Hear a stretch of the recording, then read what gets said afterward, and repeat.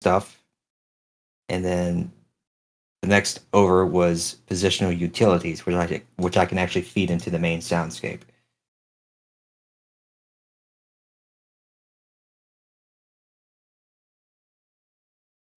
Pretty much, because when the programmers back in the day discovered what happened was we at some point way in the past we bumped the limit for sounds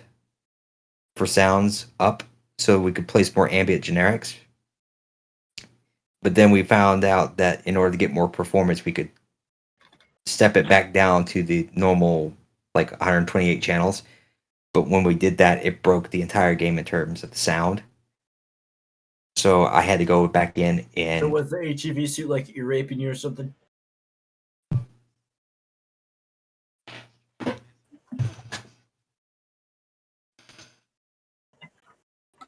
Yeah, it just cuts out. So yeah, one of the things we did was like we determined what sound. Well, I determined really, yes, because I was one who mostly did it. I just went in and determined what local sounds could be converted into an info target. Yeah. So like electrical hums, pipe hisses, that kind of thing. You couldn't fit everything into a soundscape because you only have 8 positionals to work with, and I also did this thing where I was accounting for certain sounds coming up ahead in the next room that you should be able to hear.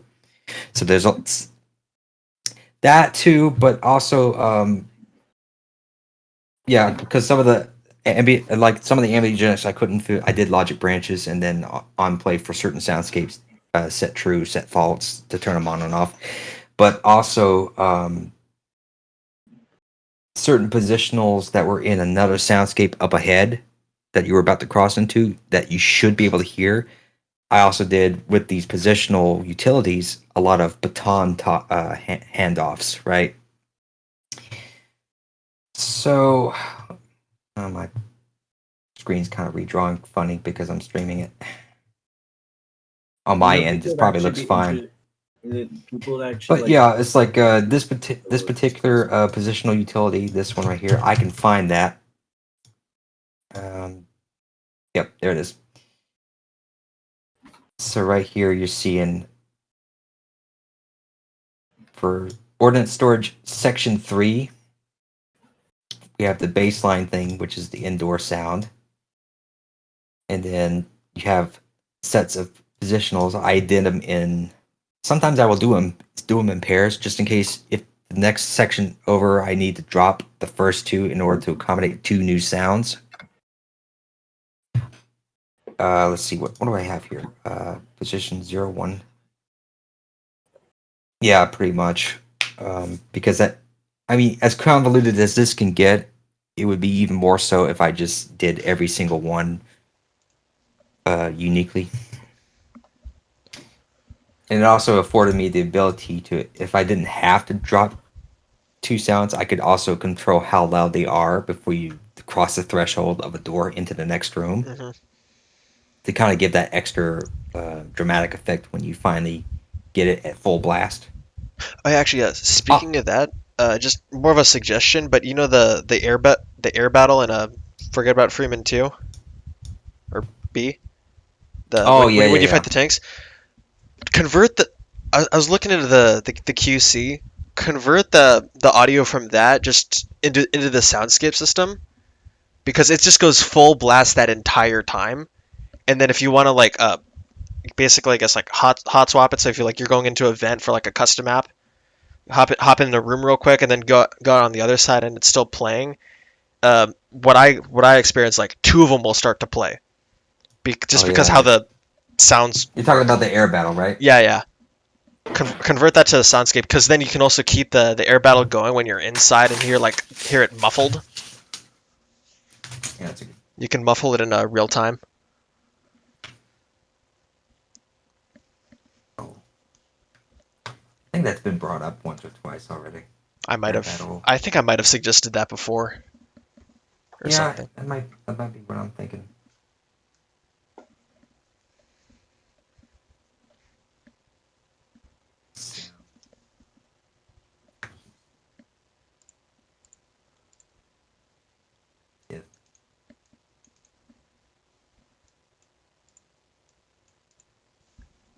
because it's tied to the animation. Yeah, I looked into it. For the It's because how the QC it's set up so like it hit the audio triggers on a certain frame. So I don't think as long as you don't do anything with the model, it'll always play the same thing at the same time. So you can always just Yep. convert it to a single sound. Let's see. Section 3.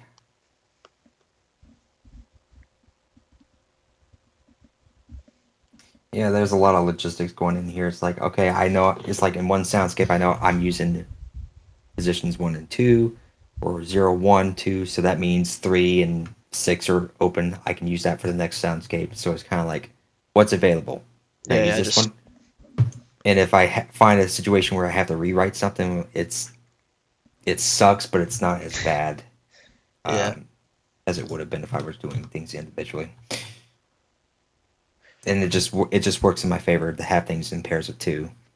Were you planning it like just in the text, or did you like start by like hammering just like grouping them by like 2s or 3s?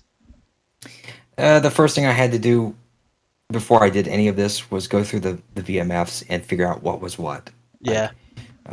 Viz grouping the hell out of it, essentially. And also trying to come up with the nomenclature of how I was going to identify it, right? Yeah. And that was a learning process because the first map I did as a test, just to prove that I could do it, was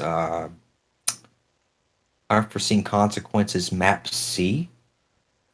That is. Because that had a lot of alarm sounds in it. Oh, yeah. I will say this, I did lose my mind figuring that out the first time, but after I got over that hurdle mentally, it's like, okay, I can do this. This is all Sisk heard after that working on be-doo, be-doo.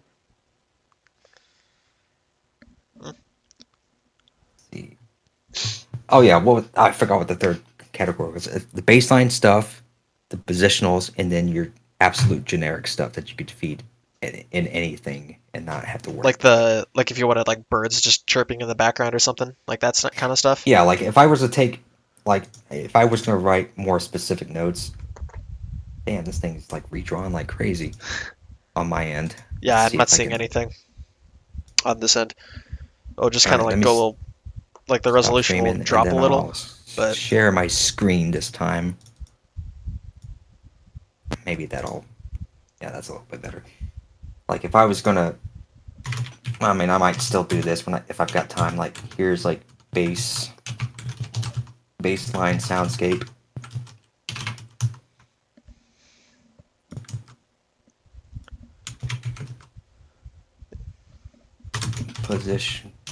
Positional utility.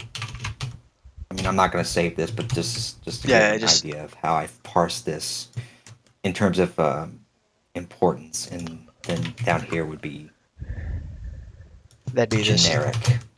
So you got the thing that covers what you hear everywhere, the local sounds, which are the positionals, and then just some generic random sounds like indoors ambient booms, which is basically like just like explosions happen every other how long that one actually says it. Yeah. And it also, by using utilities, when you get to the actual looking of the soundscape, it's a lot cleaner presentation. Yeah. But it does mean you have to go kind of find things a little bit more often. Actually, last question with the positionals. How do you actually like rig it up? Like how do you turn the ambient generic into a positional? Because it's not like the same system. Because I'm like looking at here, like it says play looping wave BMS objects fans fan3.wav, but like volume is 0.15. Yeah. What does that mean? And like I understand pitch and attenuation, but this is why. Sign on. Like if volume is 1.0, then 0.15 is just like 15%. Okay. And that's all it really is. Kind of converting it from the ambient generic, because ambient generic just is it integers for ambient generic, or can you do some decimal work with that? Because it's Well, actually, you can go to 0 just to mute it if you don't want to stop the sound. But like 0, or like, Yeah, I mean, basically 10, I think, is 100% yeah, 10 is max, and then 1 is the least. Can you do decimals with that? in the entity. No, Okay, you can only do something like that in. the soundscapes. Yeah. Okay. So one of the interesting things about positionals, I think, is you can either do attenuation or you could do sound level. I wish I knew what you guys were talking about. Stuff that you probably will never have to deal with. But I have to because I'm a mapper. And I probably won't have to deal with because I'm hoping to go into mathematics.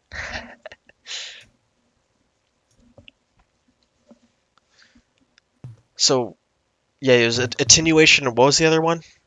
Uh, Sound level? Sound level, yeah, like sound scripts developer community. I mean, not necessarily sound script, but soundscaping. Yeah, But if I find soundscape right here, you got attenuation, but you can also use sound level yeah. Right. if you so desire, and it's just It's basically the sound levels are just preset attenuation. yeah. There's like a little picture right here, kind of give a rough idea of what the hell's Yeah, going and on. then attenuation's basically just tells how loud it's supposed to be. Not necessarily that. It's just how the sound tapers off due to distance. Okay.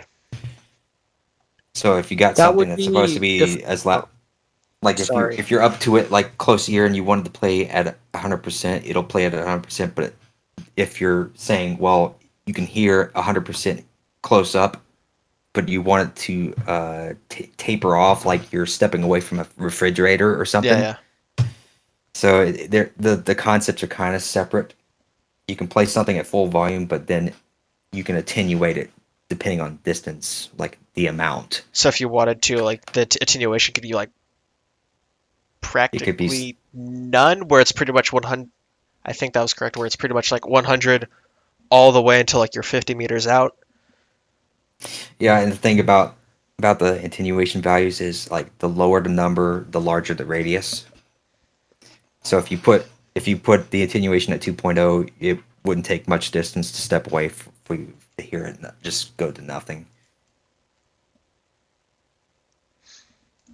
When you actually do this attenuation, are you mathematically defining it the way it should be, as an inverse square law?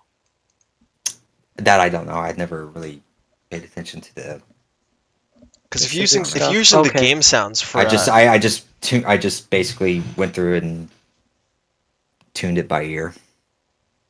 Okay, so basically you're saying you know that it should get quieter and quieter as you get further away, and that's pretty much it. Yeah. Okay, that's fair enough.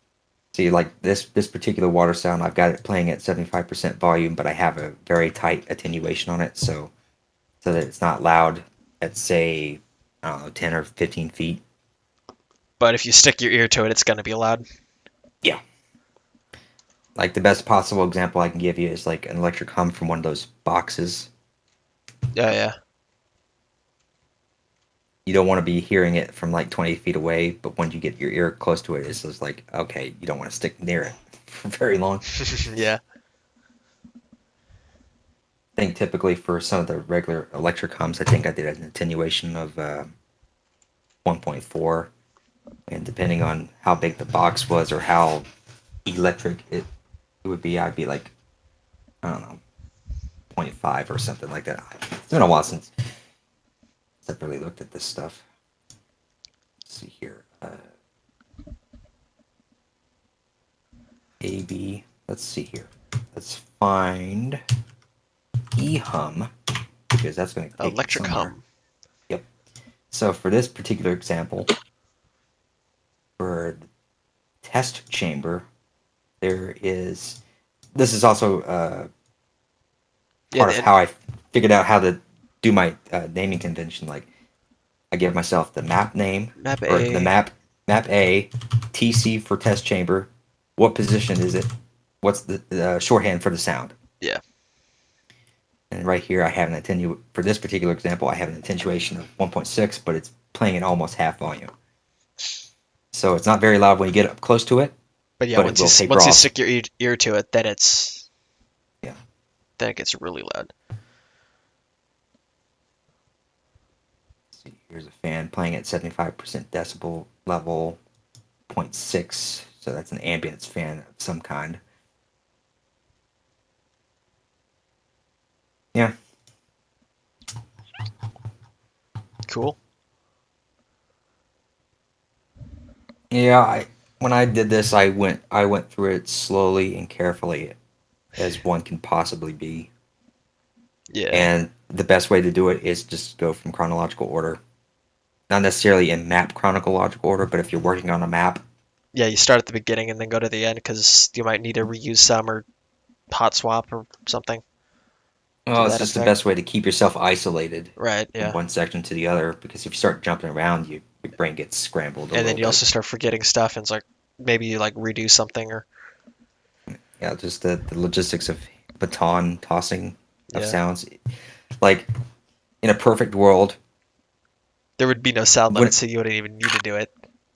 well, I was gonna say in a perfect world, you'd have 4 positional sounds for one soundscape, and the bottom half would be for the next one that you're starting to set up in the Nah. next room. So that way, like I said, if you got like a pipe, like one example would be like if you're in one room and then in the next room there's a pipe in the left corner, just as you're crossing that threshold, you would theoretically still be able to hear that pipe even before you Yeah, yeah. cross the threshold, maybe at a lower volume. So some of the stuff, like for some of the positionals for like the pairs, you'll see the one soundscape with that utility playing at half volume, but then when you go to the next soundscape over, that positional utility is in the next one, but at full volume or something like that. Mhm. Just to kind of simulate, okay, you're now in the room where it's actually in. Now I can play it at full volume and it'll sound like you just crossed the threshold or something. Yeah. And you're getting the full effect.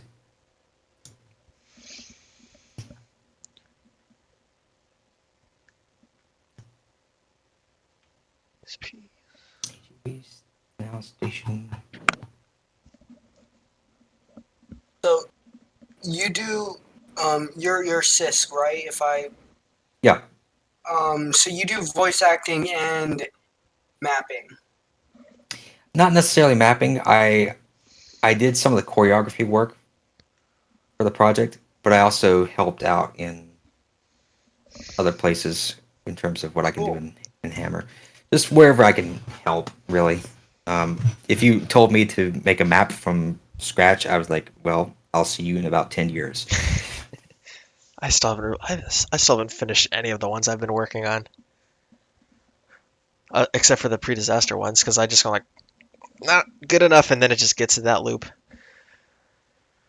or it's like it's Yeah. never good enough.